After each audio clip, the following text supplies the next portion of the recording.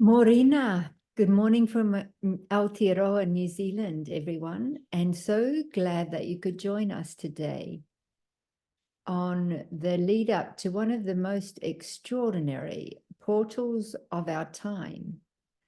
And it feels really important that we understand the intensity of this eclipse and also the simplicity of how we can align ourselves and tap in to this personal and planetary reset.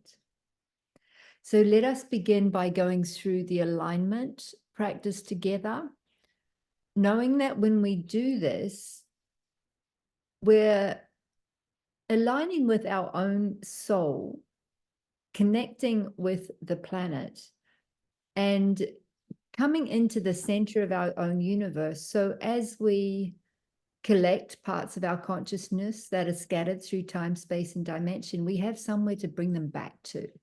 We can bring them home, and home to stay, ideally, rather than getting a glimpse of a part of ourselves and it floating by without coming back home.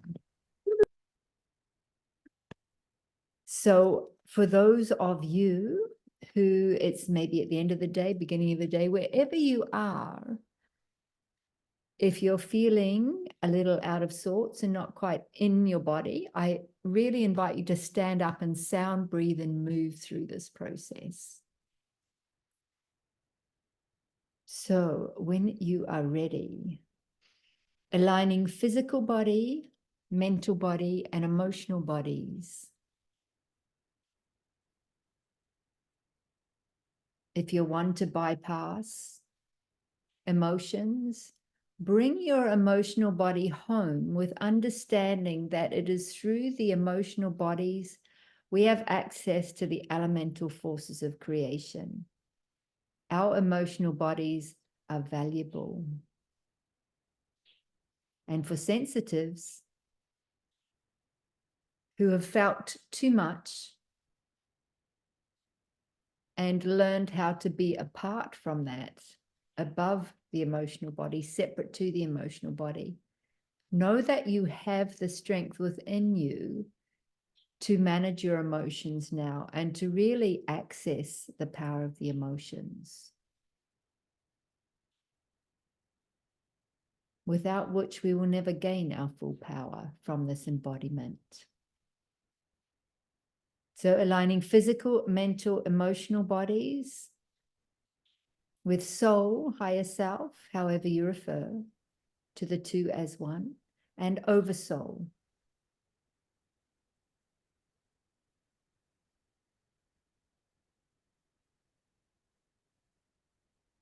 Sinking that luminous thread from the root, the base, the womb space, deep down through the floor, the soils, the sands, the bedrocks, the waters, into the molten core in the heart of Gaia. And inhaling that energy up. On the first inhalation, expanding with sound through the womb space as we synchronize our womb of creation with the womb of creation in the planetary body. Regardless if we are in a male or female body, it's very important to cultivate this womb of creation.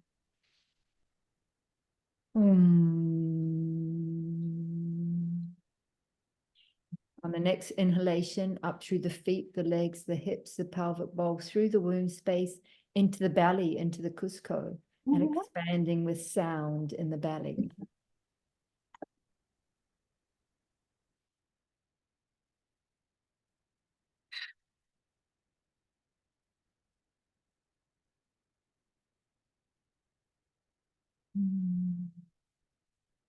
And on the next inhalation, inhaling up through the feet, the legs, the thighs, the hips, the pelvic bowl, through the womb, the belly, into the heart, and expanding with sound in the heart space. Oh.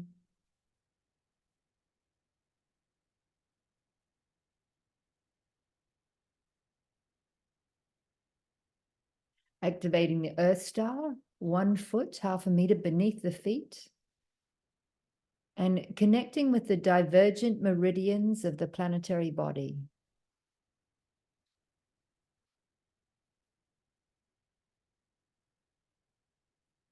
Tapping into the elemental energies of creation in their purity and infinite potential, in their primal form, and inhaling these energies up through our individual pillars, so that they may cleanse, clear, and purify.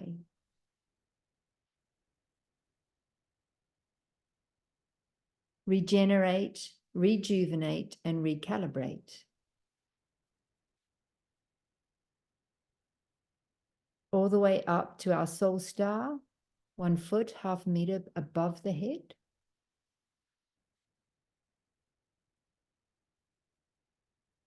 And as that activates, inviting down through the crown, that cosmic energy, inviting it to mix and mingle with the earthly energy. For we are terrestrial and celestial beings, and to reach our optimal potential, it's not about being here or there, it's about being here and there.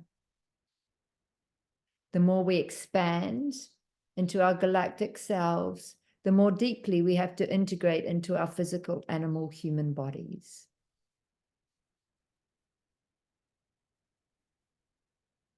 Surrendering through the core of Source, in the heart of Gaia, where the new Earth architecture emerges.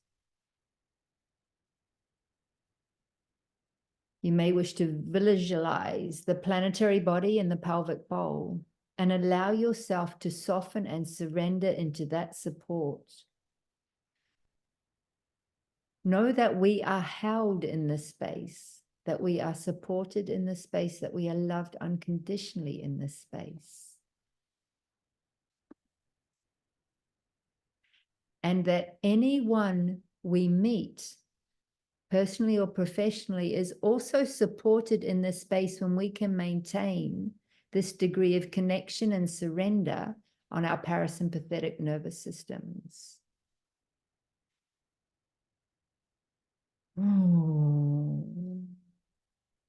Which is very important at this time of intense earthly and cosmic energies, such as now.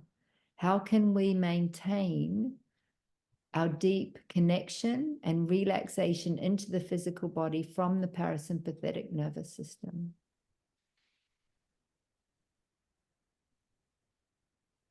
And how much do we need to slow down in order to do that?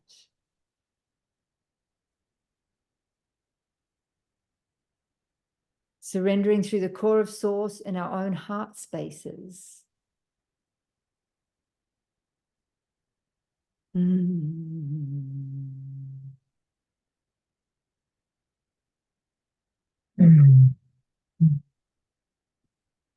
Surrendering through the core of Source in the heart of the sun.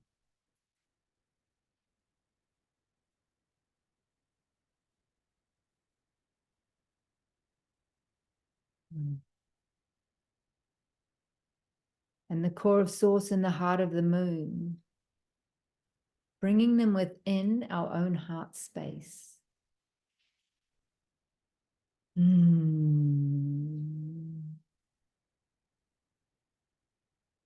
Activating our solar and lunar discs.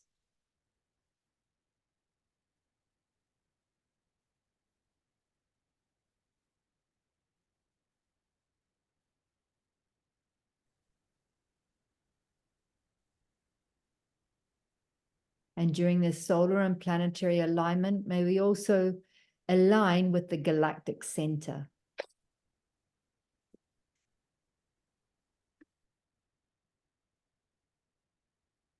And you may wish to visualize the galactic center in the pineal gland, our gateway to God, the all-seeing and the all-knowing, and that part of ourselves that resides outside of time, eternal.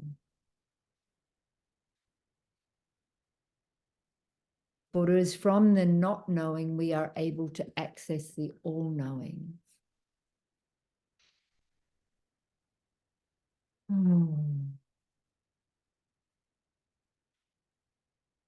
Now inviting everybody to inhale, exhale with sound, harmonizing your own sound song, soul signature with your own pillar, first of all.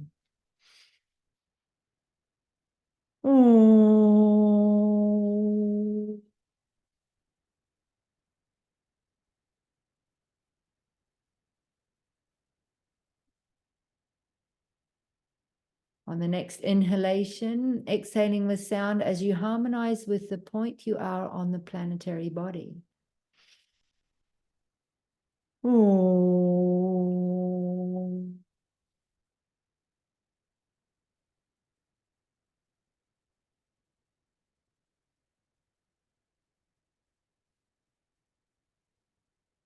Inhaling, and on the third exhalation, harmonizing our pillars all around the planet.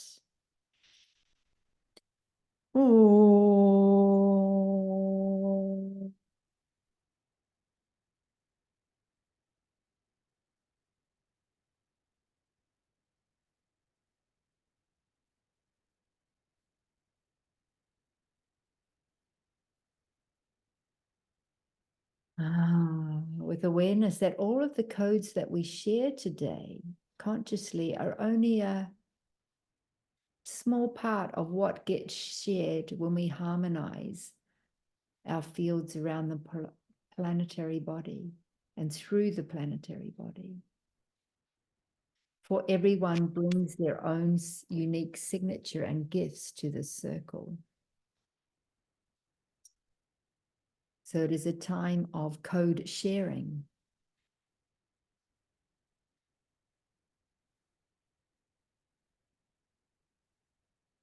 As we welcome you all to this medicine space, this circle, know that it is yours as much as it is ours. And we thank you for answering your call and bringing your consciousness into this space today. For all that needs to come through and to us.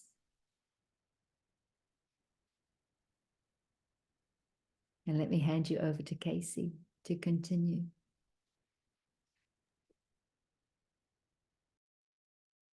As we stay in circle,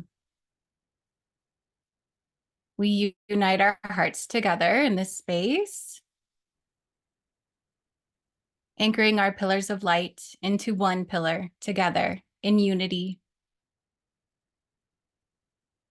harmonizing the field and receiving the codes from each person, each soul that has stepped forward today to contribute, to share, to be in circle.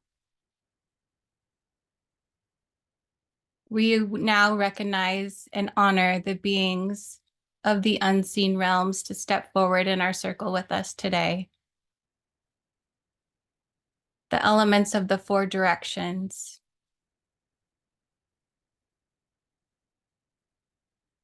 We would like to recognize the Apu guardians, the mountains, the streams, the rivers, the lakes that want to come forward. The energies of the wind and the fire, and all the living beings that are living on Gaia. We wish to acknowledge Gaia herself, for she is our mother, our connecting point, our grounding, and our heart. We wish to call in our animal allies. We wish to call in the higher beings of the celestial realms, recognizing that we are never alone, that we are always supported. Calling in our star families at this time, our ascension guides, and the councils of light, honoring the specific alignment that we are in.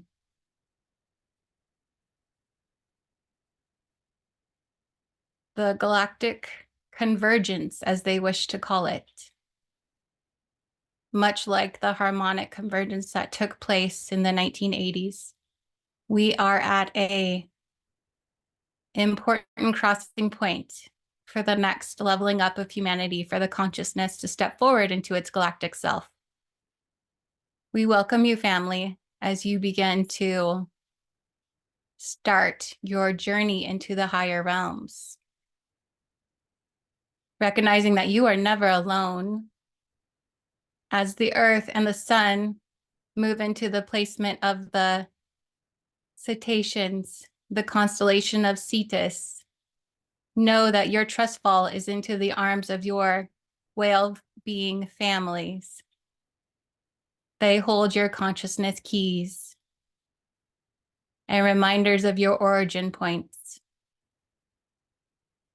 Welcoming in our dragon families, our tribes, that we are all dragons, that is another point of origin for us, for the human beings, for the race.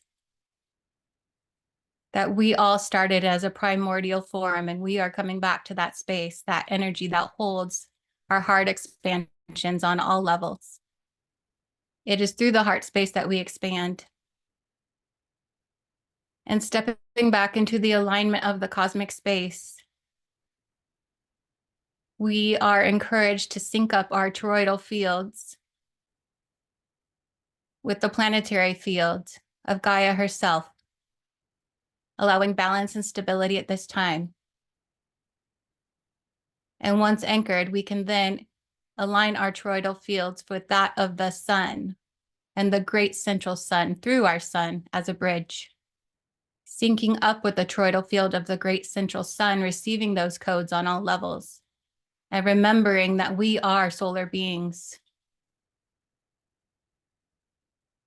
Every bit of light consciousness that enters our body aligns us more fully, activating our cells and helping us to step further into that solar consciousness.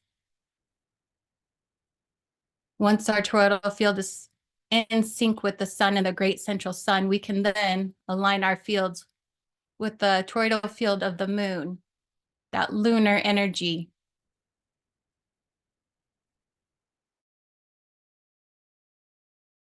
How those energies are from the great central sun to the moon, night versus day, male versus female, the polarity. We need both. We need both sides of the coin in order to have balance and completion, masculine and feminine, light and dark. We are not one without the other. They are complementary to each other.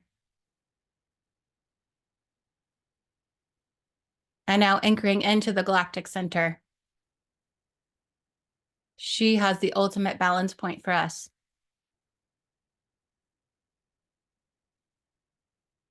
And syncing up with the toroidal field of the galactic center. Understanding that anchored to her, everything can fall apart around us and we will still be stable. That we see the highest perspective anchored to her. And she is our stepping stone to get back to source.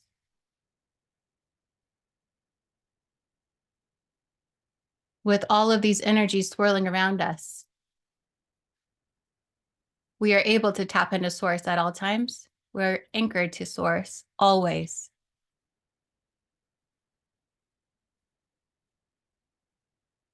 We will slowly make our way back to the circle, back to our own columns of light, still staying connected, allowing the information, the data streams, the codes that wish to be shared at this time in this circle, in this specific place and time, to come forward in a unified way. Understanding that each of us holds our own soul song, our soul energy, and that through each other, our codes can be activated. Through each other, we can step back into remembering of who we are, of who we have always been. Stepping back and coming back into our human vessels, we will breathe back into our bodies, anchoring in further, and allowing our grounded form to come forward. When you're ready, add a little gentle movement to your bodies and slowly open your eyes.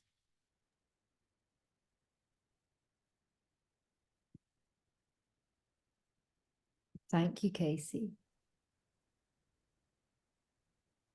Mm. It feels important to share a little update of what's unfolded in the last couple of weeks since our full moon gathering. As Easter was no holiday, holy days indeed, but there was a lot of earthwork that took place through that sacred passage of energies of death and rebirth. And after being under the ocean on the equinox, I was invited to climb a few of the Maunga, a few of the mountains nearby. And the first one, Manaya Maunga, is a very powerful range of mountains nearby where I'm living right now, and the Whangarei Heads area. And it was the biggest storm that blew out. And I still got to climb it. And there was a little break in the weather for me to climb up the thousands of steps to the top and shelter during the intense part of the rain and get back down again. So it was quite interesting. I did not get a lot of postcards or pictures of that journey because my body was quite cold and contracted. However, I was weaving with Olga at that time. So I'm going to let Olga share the postcards that she gathered during that time, which was very busy. Yeah, it was very busy indeed. Climbing with you this mountain like took me 4 hours of lying in bed and observing what is happening, like constantly for 4 hours. So it was really, really busy, and it was profound because it was not just like as we spoke, like not only you climbing the mountain, but all the guardians of the galactic gateways like were being placed in their like gateways. So I could see like things happen, the same things as with you, energetically happening all around the planet. So it was just like those galactic gateways were opening, were receiving like galactic light and galactic activation, which were going straightly to like to the Earth, not the Earth core, but the place where there were first there was first grid ever put on Earth when Earth was prepared for being the planet for this experiment or for what we are having here.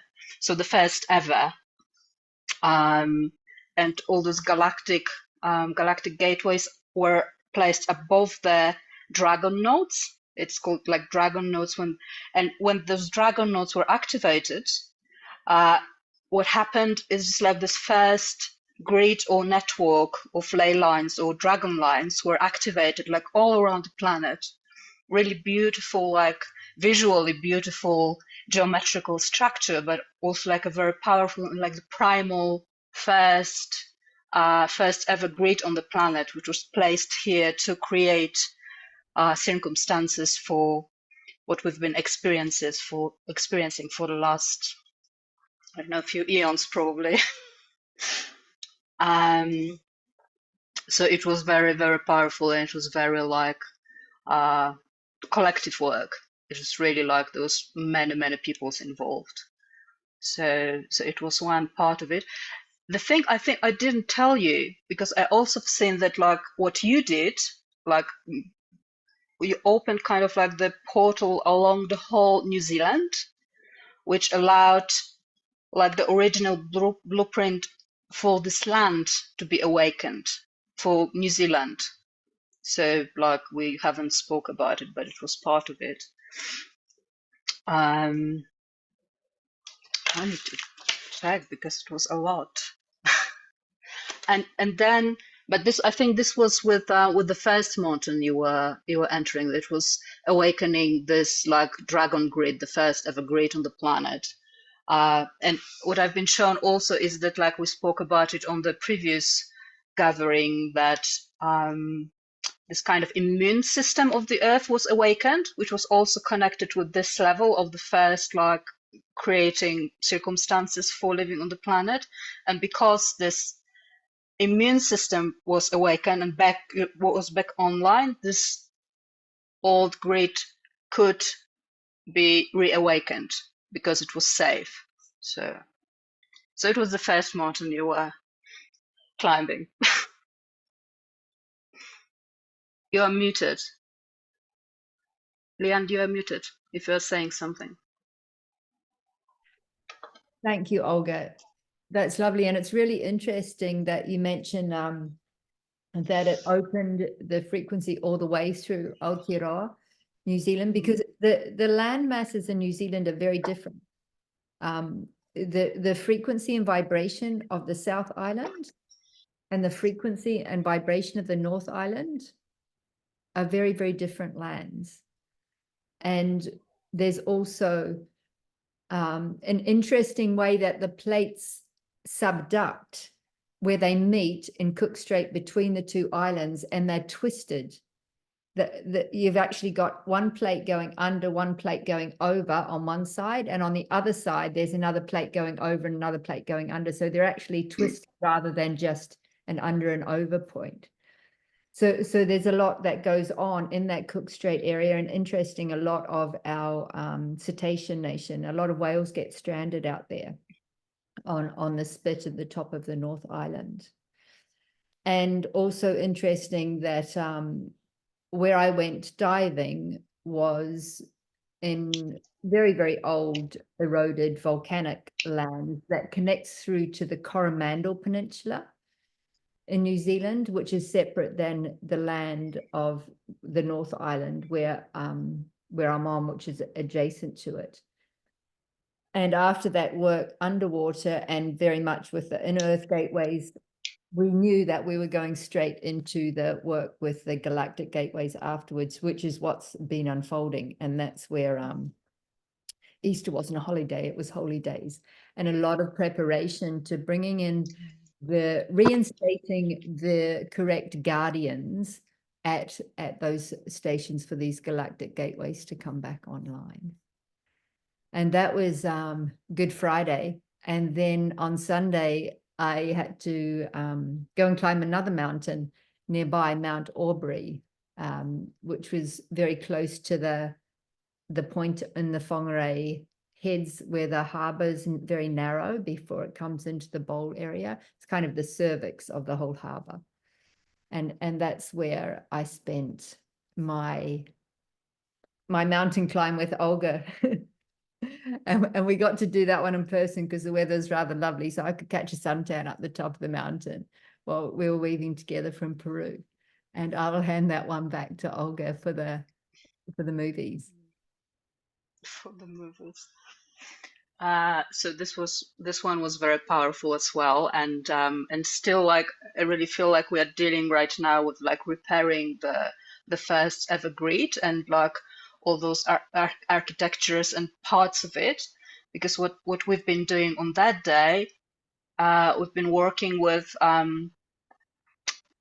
reality generating crystals which were put on the Earth when it was formed as what it is now, with all the encoded all the potentials for the planet, good and bad, like all the potentials, like really infinite potentials for the planet. I've been shown that they were from like Andromeda galaxy. They were kind of like prepared for the Earth in the Andromeda galaxy, and they were put on the Earth. And there was one in the North Pole and one in the South Pole, whatever they were at the moment they were put on, because probably, like, you know, the Earth was slightly different at that time. And we were working with them because they were distorted, like there was like galactic magic on them, and they were blocked. Like what was blocked was like almost all positive potentials, like it looked in, because I'm a visual, so I kind of like see things that doesn't matter. They look like this, but they represent something. So it almost looked like there were like bubbles of potential, of different potentials, like millions of them. And what was put on those crystals, like the bubbles with like good potentials, beautiful potentials, potentials full of love, were kind of blocked. And mostly what was coming from those generating crystals was those difficult potentials, or potentials creating distortions. And it seems like we are like walking the earth, we are kind of catching those potentials from the atmosphere, like the concepts or ideas, and so almost all those good ideas and good potentials for the planet were blocked. So we're kind of unblocking it through Arctica, Antarctica, and I think Mecca and Jerusalem. Yeah. So like bringing back full spectrum of potential to choose from. And it felt really, really powerful, because like the name which came was that there were reality generating crystals, so something really like part of creating reality here. So hopefully there are more good potentials at the moment. And we were this was one thing, and another thing we were working with codes of abundance for light workers and for the people who are in service to others, because there was it was interesting, because like Leon was in New Zealand on this mountain, I'm in Peru, but I was working for India through Ellora caves, where there were kind of like this really like malicious distortion on human DNA, but not all those humans who are in service to others.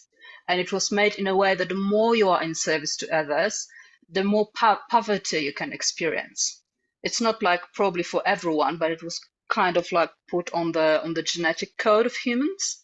So to stop all those people who are in service to others, to make it difficult, to make it kind of like, okay, I don't want to do this.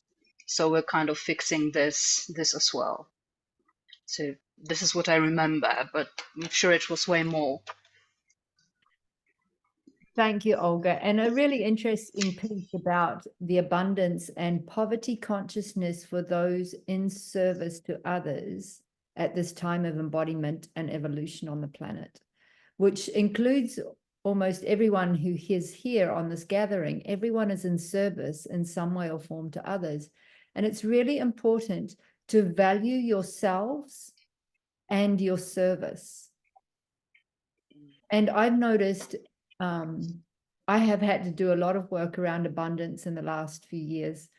And it's really interesting, the stories I used to tell myself, why I couldn't charge more or value myself more, to where I am now, realizing that as I became more specialized in certain areas of embodiment and evolution, that by me stepping out of the other areas, it enables the next wave of people in service, of healers and therapists and practitioners, to step into that.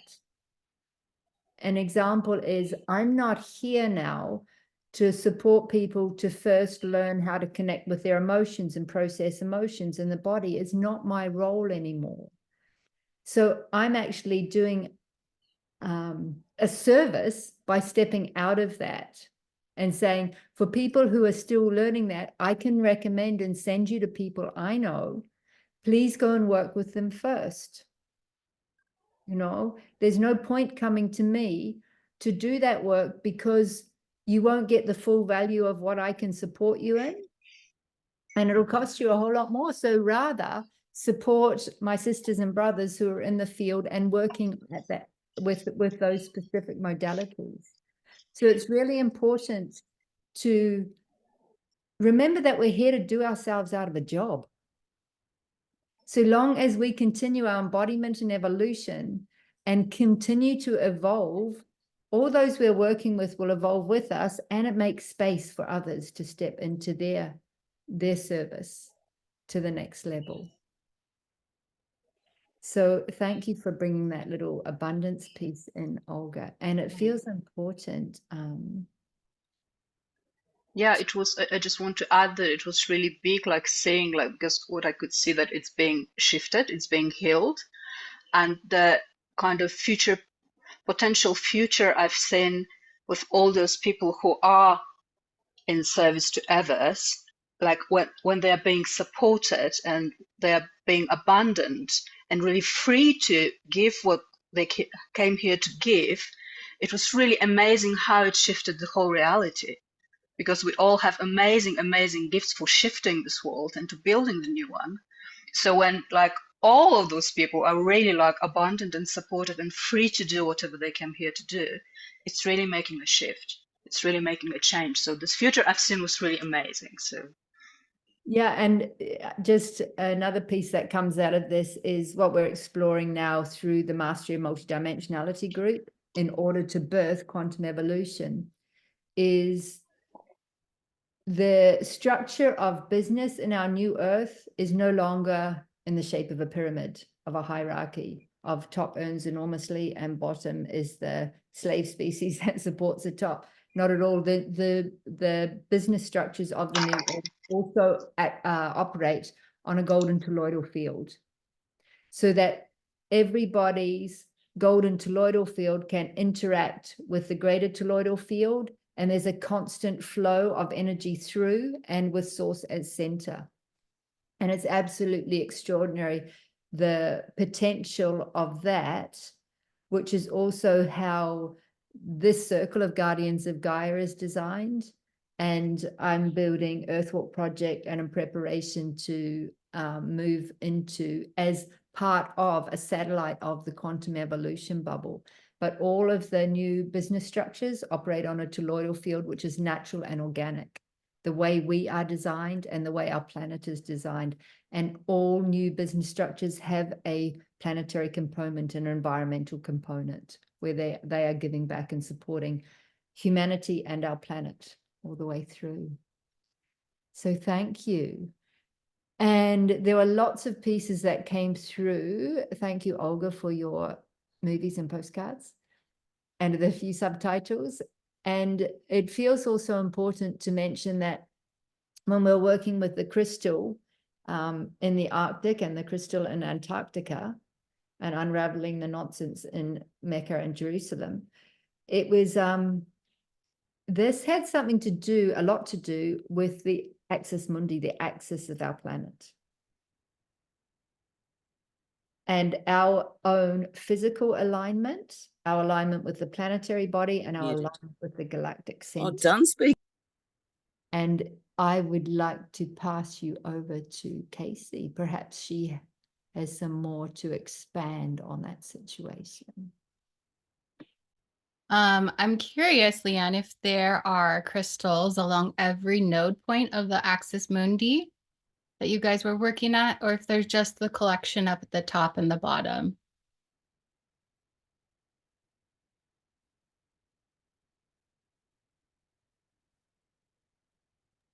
So if I look into it now with you, it's not along the axis mundi as such, but I see we were working with the crystals in Arctic and Antarctica, but there's other diagonals across the planet, if that makes sense. Not made of crystal form, made of energy form? There's like, we were working with the Arctic and Antarctica crystals, but there's other crystals that are acting diagonally through the planet that are connecting in with this. Unmute. Yeah. Got it. So the axis mundi, it feels like there's tension points on either end, and it needs to be unwound a little bit in order to straighten out the endpoints, in order for the elongation to come back into alignment.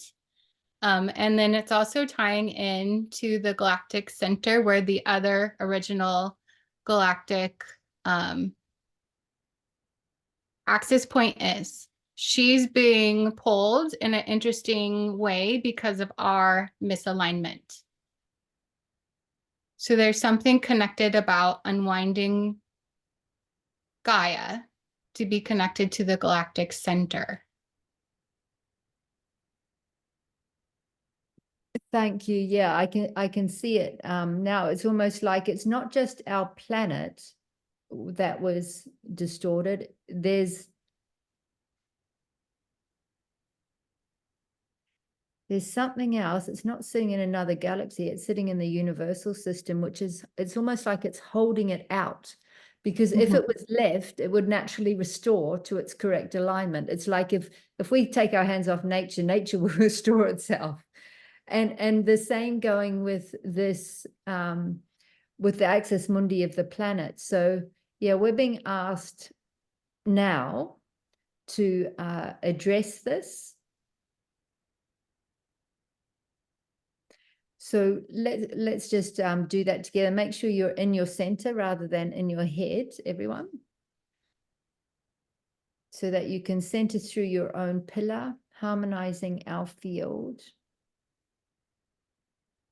Because what they're asking us to gather together for now, it's not something that I could have done by myself, or even the three of us could have done. They're asking for the unified group field to be in harmonic in order to address this today.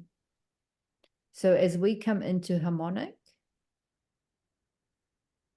call upon the Universal Federation light to overlight this process, and security be on standby. We have galactic interference in the galactic center that is holding the axis mundi of Gaia offline. Interesting, because they're going to bring us back online. 1, 2. There's 8 different galactics who are party to this, and they are able to remove 2 by 2. So 4 by 2 each have a dual, 4 by dual carriageway. So let's remove the first dual carriageway, all infrastructure and architecture.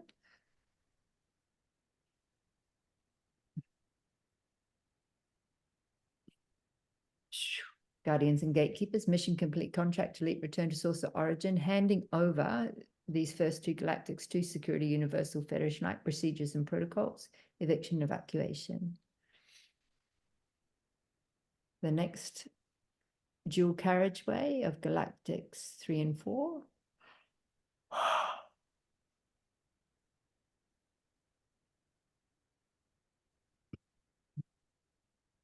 Removing all infrastructure and architecture. Guardians and gatekeepers, mission complete, contract delete, return to source of origin, handing over galactics 3 and 4, security, Universal Federation like procedures and protocols, eviction and evacuation. 2 down, 2 to go. Removing all infrastructure and architecture, galactics 5 and 6.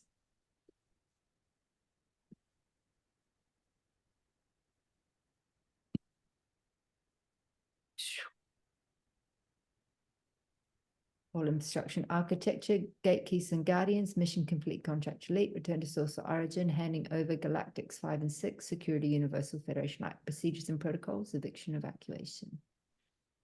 And the last one, dual carriageway, removing all infrastructure and architecture.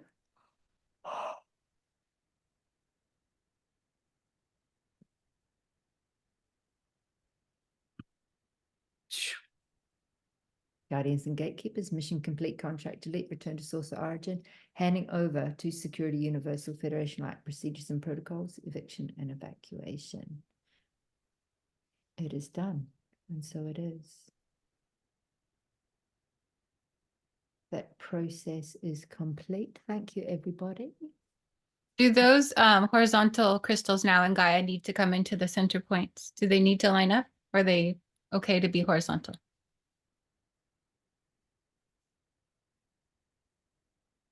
Now they can come in. Yeah.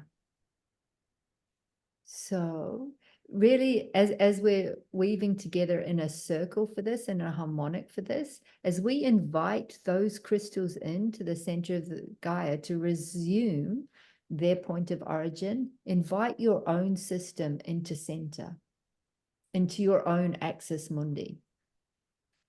So, for the greater good of person, people, and planet, and according to divine plan and divine will, and for the greater good, let us invite those crystals in to alignment, to be restored, their primordial places in the planetary axis.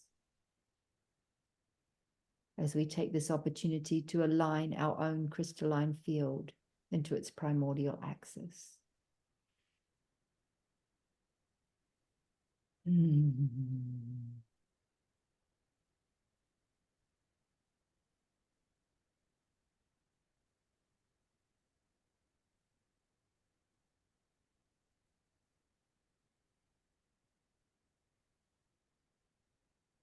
Being aware of the increase in frequency of vibration as we do this.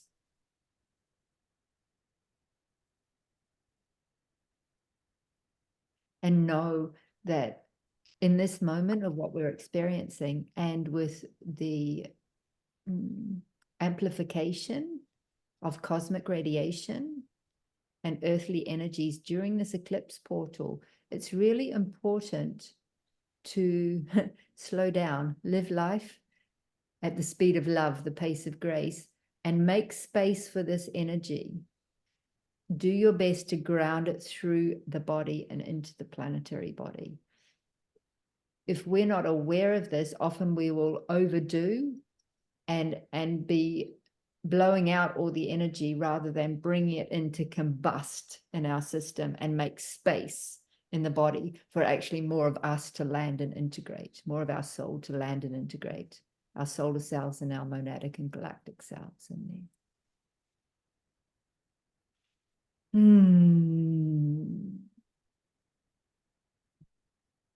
How's that looking? Feels good. The crystals feel like they can be used as galactic gateways if we wish them to connect us right to galactic center. Like we opened up some gateways through them as access points. And because we embodied that, we now have that in ourselves.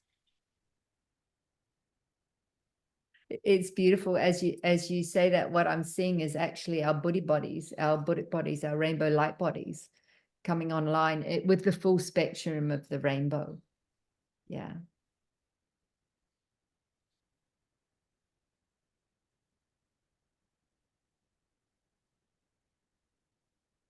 And know when this comes online, it's a gift. An honoring of all the hard work that many of us have done for a long time. And with this gift, it comes a responsibility on how we walk with this in the world. And it's really important at this time for us to be vocal.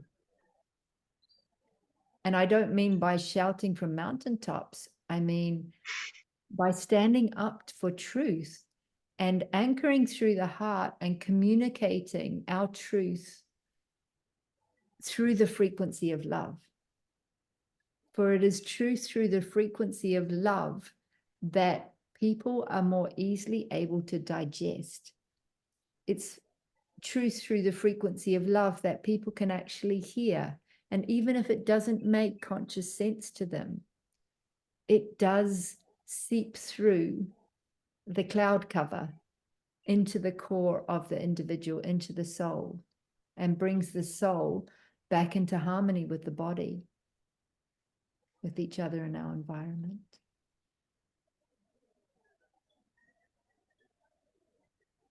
Any more? Jonathan made a comment that he felt like some of the distortion was coming from Mars. I don't know if it's important to know where the distortion is coming from or just the fact that it was cleared.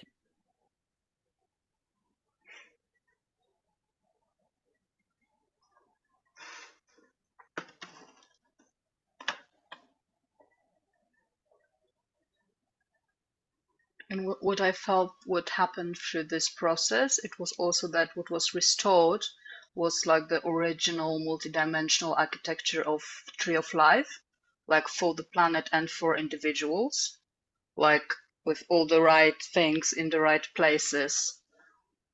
It felt like what we did just helped this.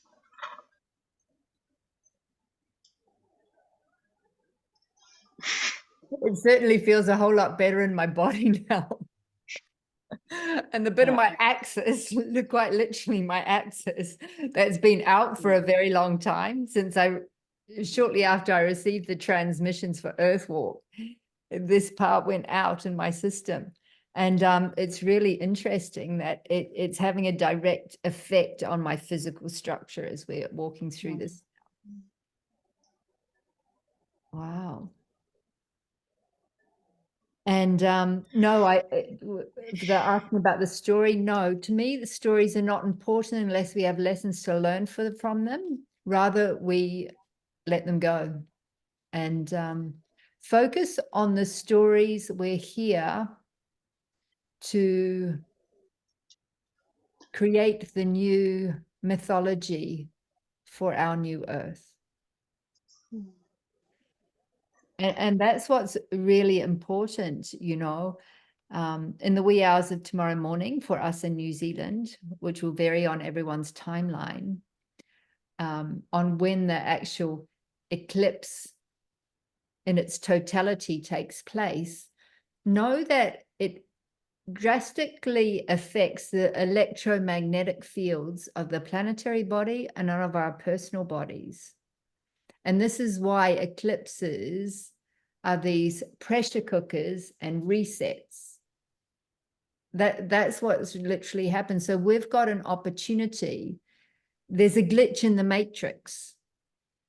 And in that glitch in the matrix, that may expand for, you know, 1 to 5 minutes. We have an opportunity to rewrite rather than repeat history. So up until now and before the actual eclipse is a really good time is what's not true to me and what am I ready to let go of and make space for. And in that window of opportunity of the eclipse, whether we are awake or sleeping in ceremony, on solo or in community, whatever it is, really focus through the heart on the world we wish to create. Because that is where we get to dream together and create together. And it's really interesting that Casey mentioned the harmonic convergence, because when I was writing my newsletter this weekend, I was really asking, you know, for how long ago did we last have an opportunity like this? And that's when I was given the last time our planet and humanity had the opportunity to collaborate like this was the harmonic convergence in 1987. And some of you may only have entered the world then. It was about the time I was packing my bags to leave my birthland. Little did I know I'd be journeying still 35 years later. So really, really important is to use this window of opportunity by owning our role as creators in an ocean of creation of infinite potential and dreaming in that infinite potential. And for some of us, we may not even be able to visualize what that potential is, because our potential has once more expanded into the infinite. So that's where I find it very useful to calling forth my highest possible soul destiny and service to person, people, and planet in accordance with divine will and divine plan, in right relationship with mi cuerpo, my physical body and human experience, and infused with health, wealth, and abundance, authenticity, creativity, and synchronicity, play, passion, and pleasure, conscious community, deep intimacy, and love. by not defining, by not putting into a box what that may look like and inviting in that highest possible potential, you know, there is no limit to what we can create. And making sure that it's in right relationship with our precious earthly vehicles and our planet is also very important. So does anybody else have any other contributions or questions to the field at this time? Just one thing to add to what you said, because what came today was also that it is a window opportunity for those of us who still have some blocks in our ability to really embody what we came here for, what we came to create here for. Like this eclipse is a invitation or possibility. It's always a choice, like to deal with this, what is blocking. And what was coming is that it can be your core wound, actually, like, which is really, really deep. And what came to make it open, like to make all those things you said possible, like if there is anything still blocking this possibility.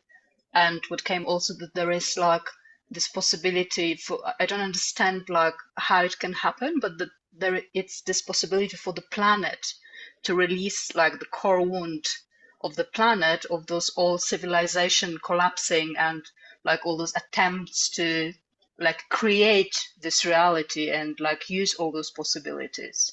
So it can happen because it's always, not always, maybe always. Also, the planet has a trauma here of like being like struggling with this potential which is present here, and it's been like many things sort of happening around this potential. So this invitation kind of came, or possibility for tomorrow.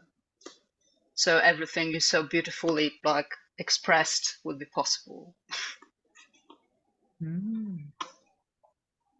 Thank you.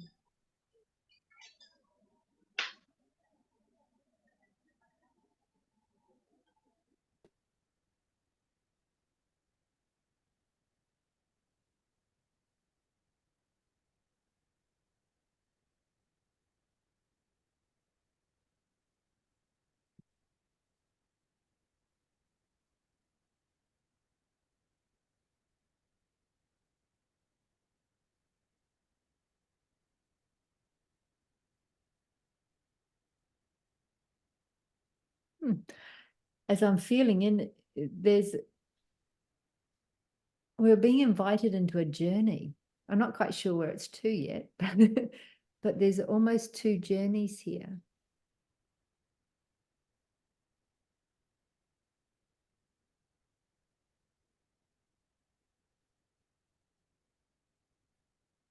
And one of them's in relation to what you just shared, Olga.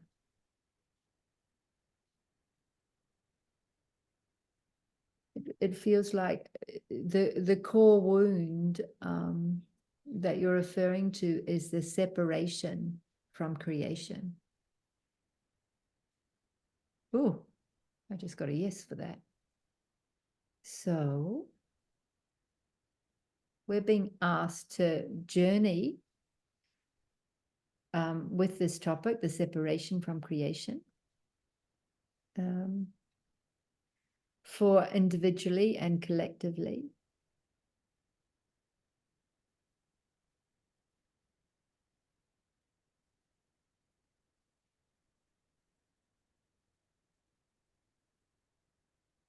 And it's really interesting because we just did this journey recently in Mastery of Multidimensionality, but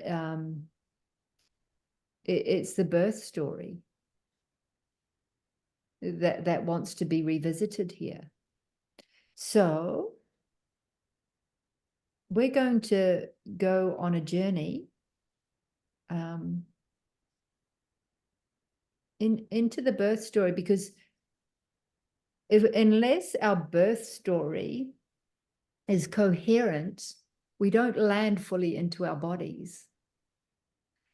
And there can be, you know, from the time of our conception to the time of our birth, that 9-month period is a very vulnerable window for ourselves as an incoming soul and for our mothers and family unit. And there can be all sorts of trauma from even prior to conception, the time of conception, the journey in utero and the birth process. And we're being asked to revisit that here and now for the benefit of the collective. Yes, Casey. It feels like they're asking us to start with the cosmic aspect of conception first. Like go out to the nebulas first before we even take it down to the human realm. Yeah, it is. And guess what? Because I've just done this with you, would you like to lead it? Of course. I'm happy to. So, And yeah. And this is what I saw when we led into our class was I went all the way out first before I came back in. Yeah. And it's where we also suggested Jonathan go when we did this. So what we're doing now, we couldn't do in class even. We needed to do it now. So this would be a great next level for everyone on the journey as well.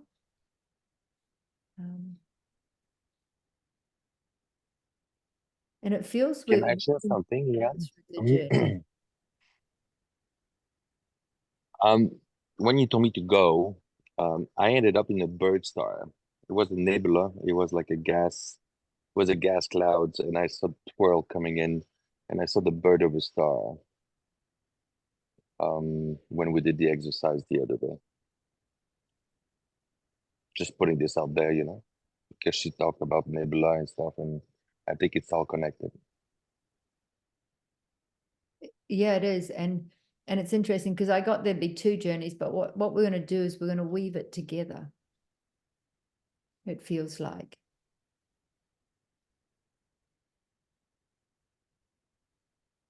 Oh, I see.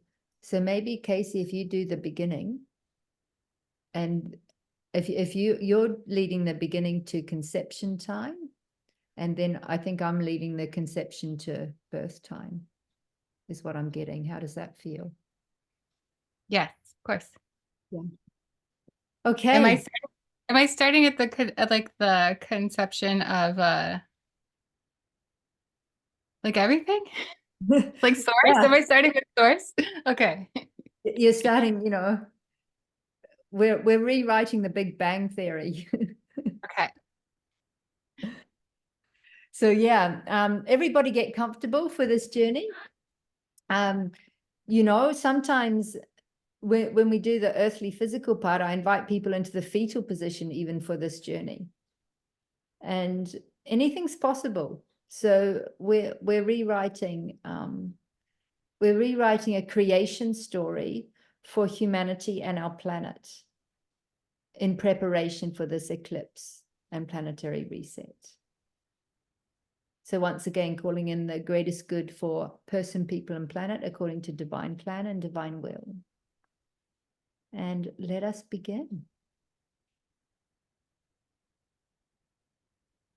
As we breathe into our bodies and stepping out into the light field together, we wish to journey back to the very beginning of all things, to the connection to the energy of the source field. And seeing that the divine comes through first with sacred geometry.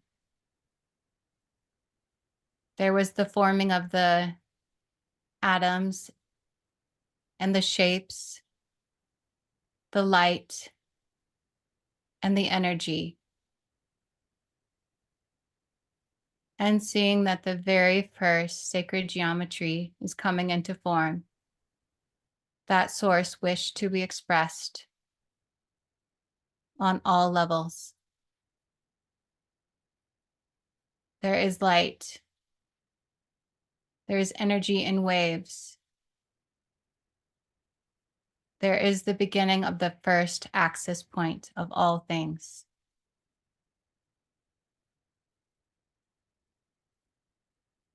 There is the coordinates, the location.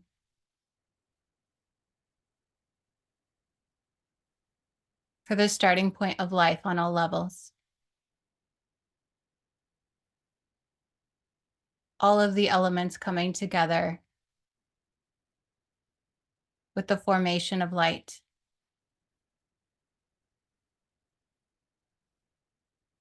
And then we have the first sound.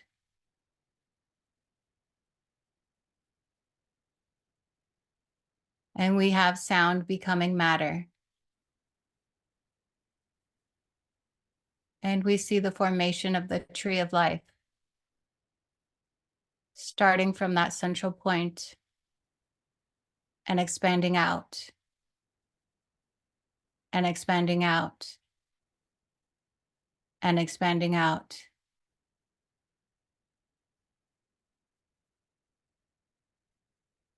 We have that axis beginning to form on the ripples of the sound waves.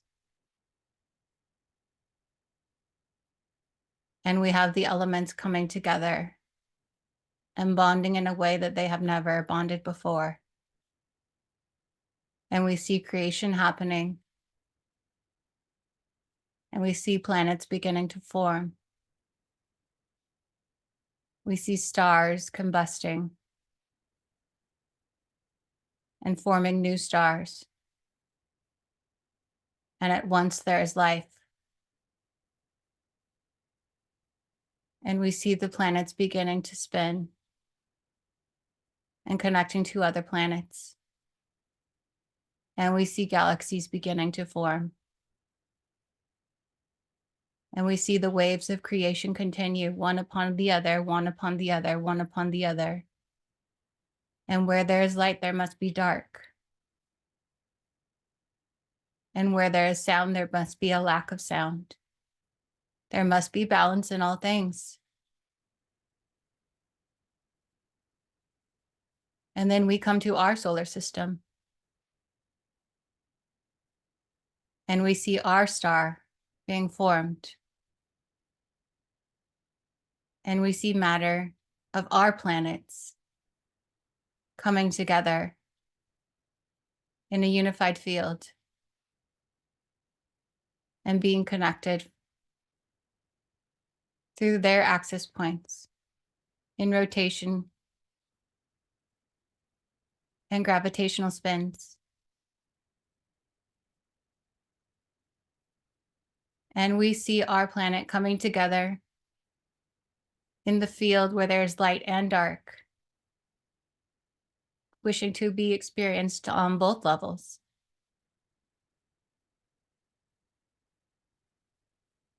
Wishing to have the light and the dark in one planetary system, the planet of polarity.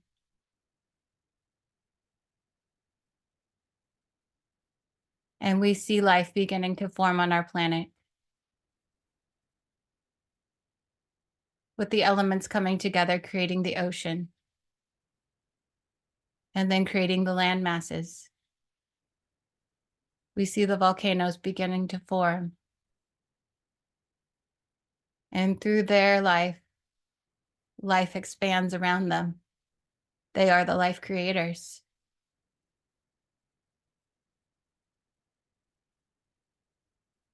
And we see the plants beginning to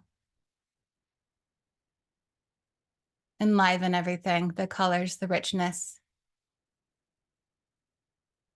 We have oxygen, we have water, we have the perfect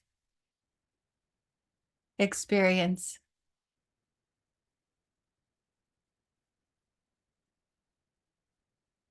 We have the interest of those who wish to come down experiencing themselves on Earth, to share information,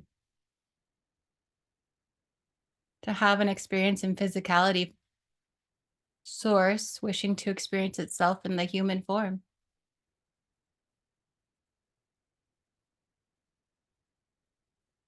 This is our playground, mixing and mingling of the galactics and the human levels coming together in one. And we step on to land for the first time. And we learn what it feels like to go from soul into body, what it feels like to inhabit a physical system made of light and density all in one.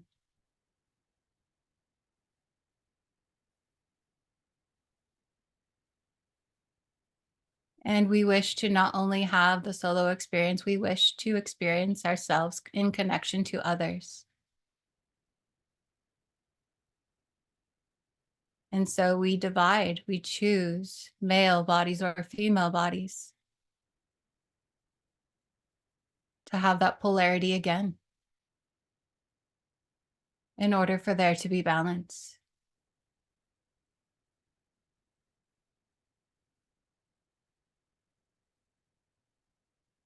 And again, we come together.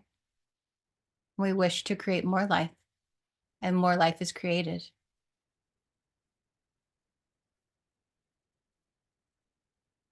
And now there are families upon families on the lands. And there are tribes. And there are those who wish to venture out and discover more land. And there are those who wish to stay put and be connected to their homelands.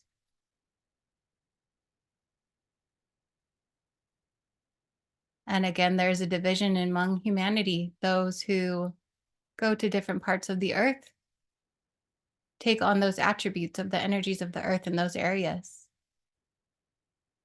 And instead of one tribe, there are now many tribes with distinction, with their own languages, with their own energy forms. And when we come together, sometimes we do not recognize each other. We no longer see ourselves in them. There is separation.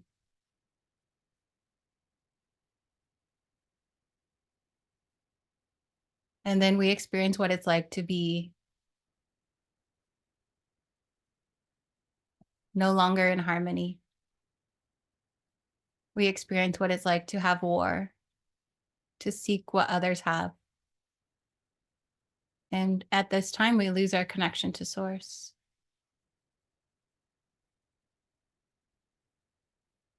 And we step into fear.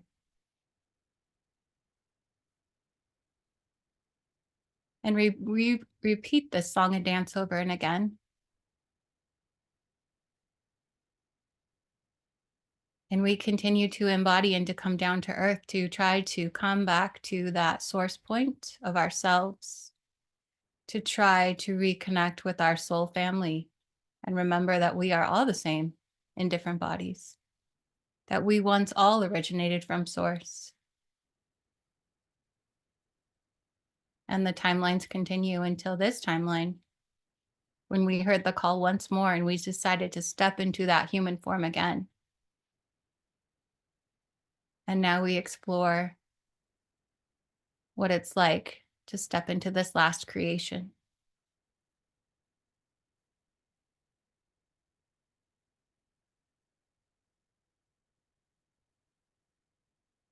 This last human timeline.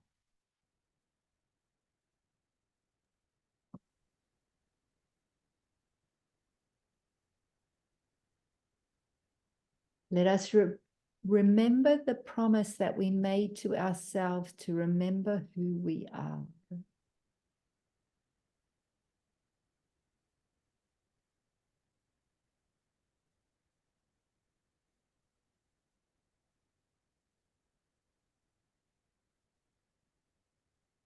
As we look down into who would be the most appropriate parents for us to remember ourselves in this lifetime, in this timeline. For whatever reason,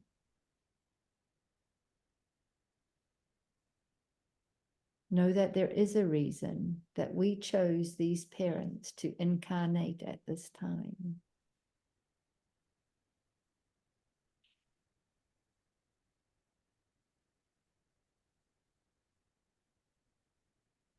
Some of you may recall this time prior to conception.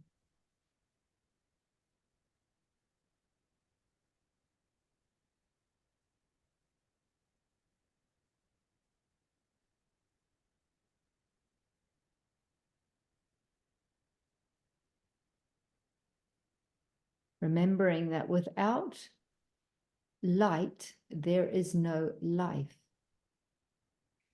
And without love, life cannot be sustained.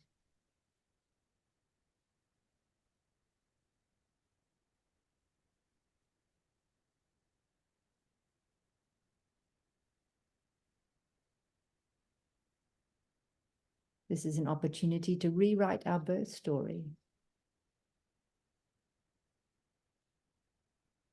so that we are conceived within the field of the most unconditional love.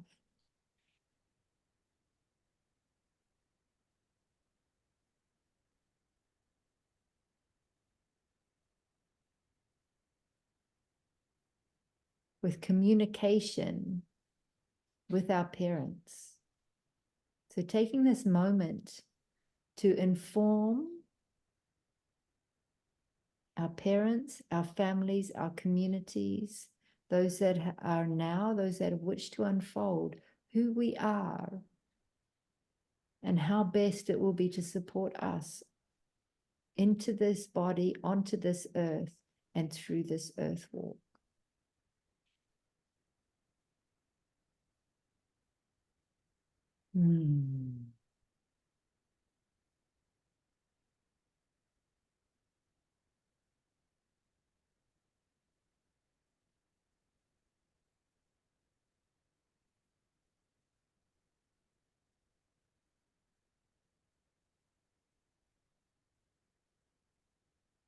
Reminding our parents and our families of our sensitivity during our time in utero.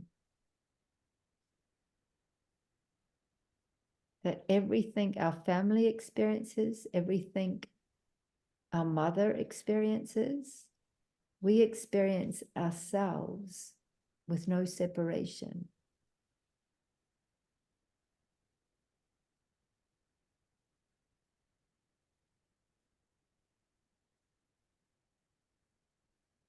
So as you feel into this period of gestation, if there is any feelings of emotional charge or physical contraction, I invite you to sound, breathe, and move through that process.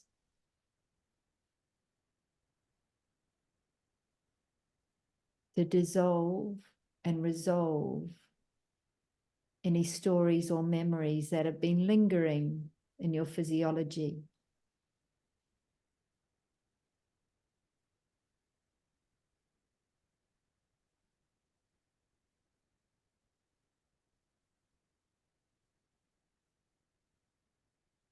So that you may maintain connection with creation as you individuate.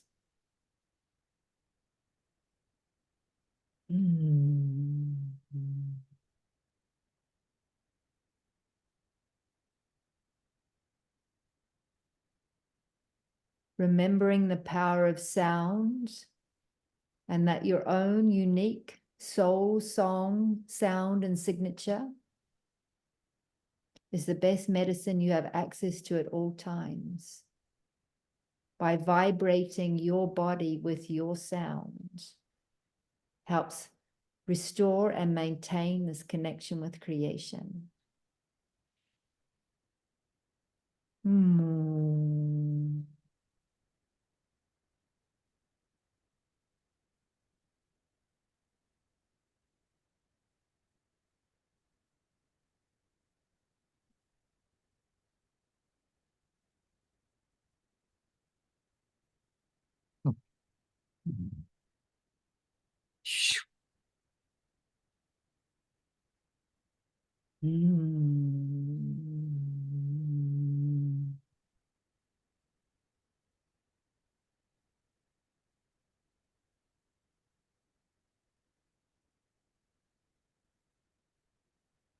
remembering that the hum of the bee, the hum of the beehive, holds the frequency of love, the frequency of creation.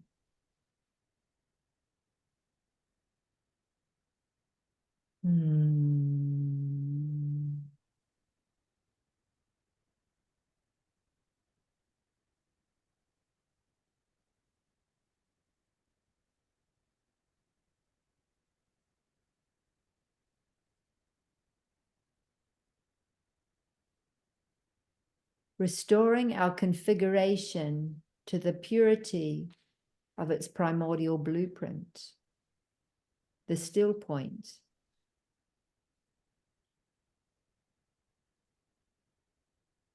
Through which we may access the infinite potential of this human incarnation.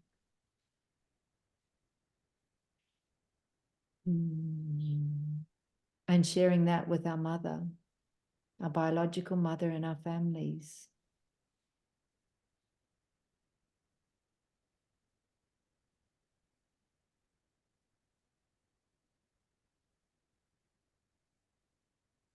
And let us inform our parents, our families, on how we would like to enter this world, how we would like to be supported, who we would like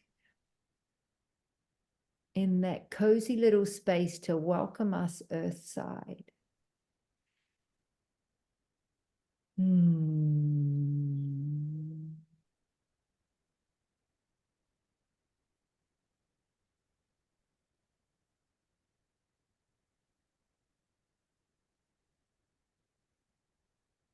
Knowing that this birth process may be unique to each individual,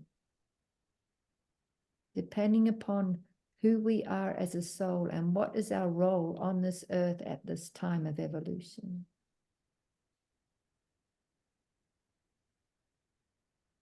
We did not come here to fit in. We did not come here to be like everyone else.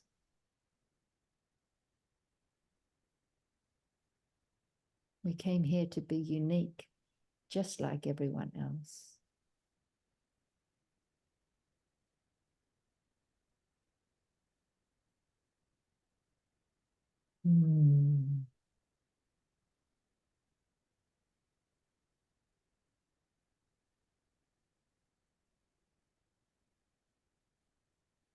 And when you are ready, in your time and in your own time, when it is time for you to make entry into this planet, to spiral down through the birth canal, come through that passage, wherever it may be, in the ocean with the dolphins, or in a warm bath next to the fire and surrounded by intimate family. Outside in nature, wherever it is, know that you are welcome here, that all of you is welcome here, and that now it's your time to shine.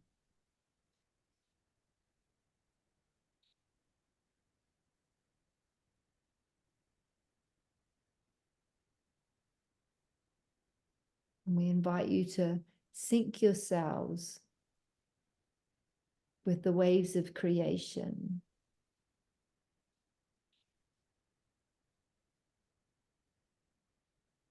And the waves of our galactic cycles as you enter the earth plane.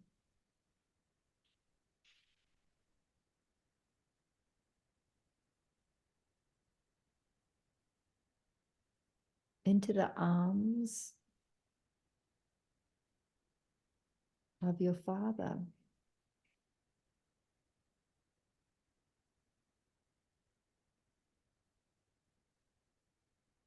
If that feels appropriate.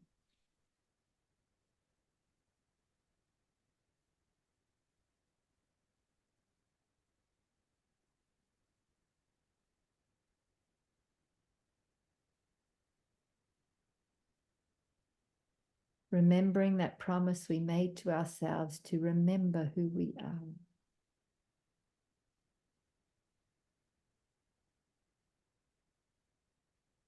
to remember that we are love.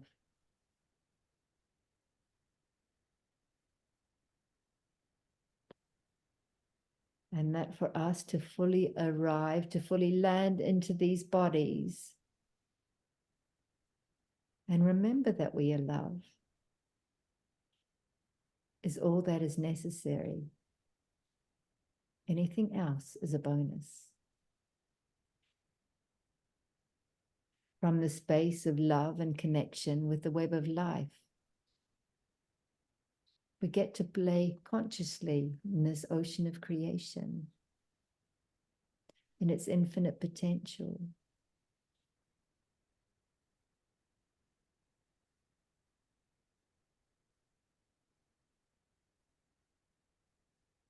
Listening deeply to the wisdom of our own soul.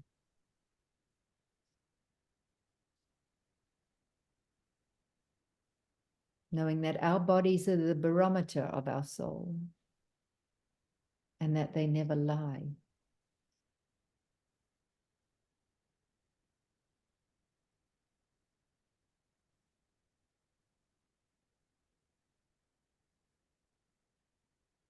Remembers that we are creators in this ocean of creation.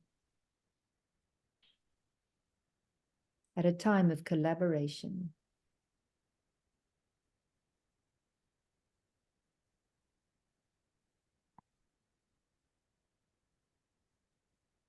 Knowing that you are so very welcome here. And now is your time to shine.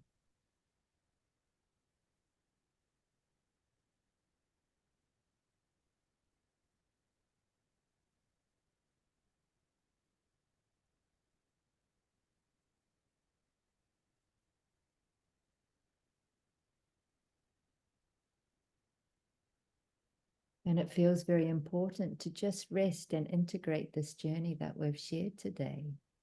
Rather than talk all this energy off, let us take it in.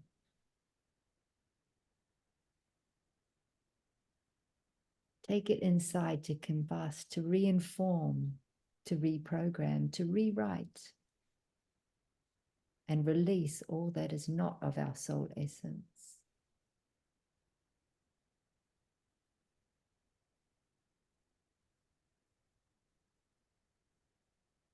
So that we may step into this eclipse portal with clarity, with love,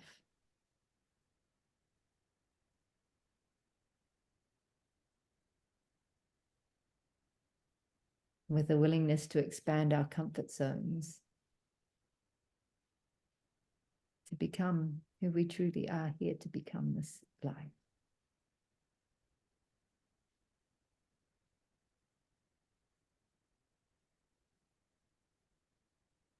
And know that we are not alone.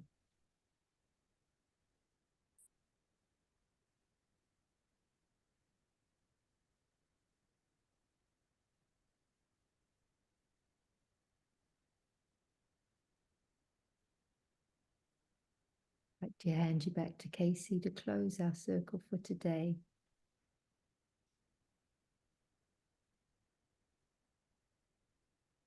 Staying in this sweet, sacred space, we give gratitude for all that has been shared among us as family, as soul tribe. Thankful for our supporters on all levels, our galactic families, our ascension teams, our dragon forms and our whale forms, always with us and supporting us on all levels. Grateful for Gaia, who too holds our birth story. And as we step back into our original blueprint, we help her to step back into hers. And as we step into our galactic levels, she too can step into her galactic level.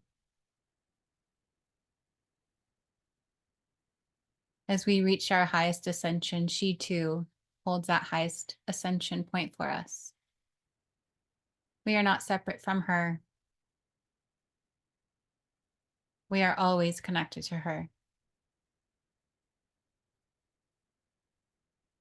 And grateful for our elemental beings. Grateful for all the guardians that are with us on the earth plane, in the seen and unseen realms, the inner earth, the plant and animal kingdoms, all of our allies.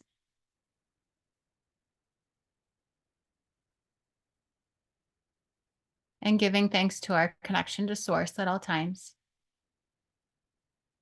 knowing that we are here to find our way back to Source, remembering our way back to who we are, back to our creator state, and back to our original Source beings.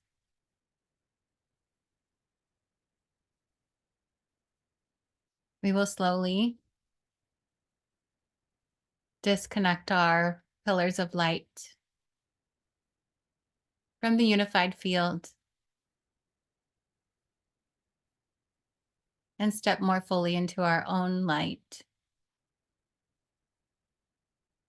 knowing that we can be connected at all times to our soul family, no matter the distance, that we are always connected. But breathing life again into our human frames in order to ground in the energy, to feel grounded, to feel anchored,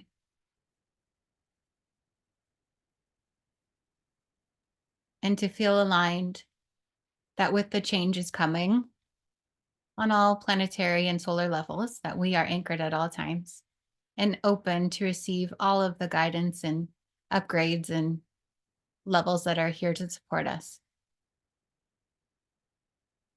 And remembering why we chose to incarnate in the first place, to hold our light and to be those pillars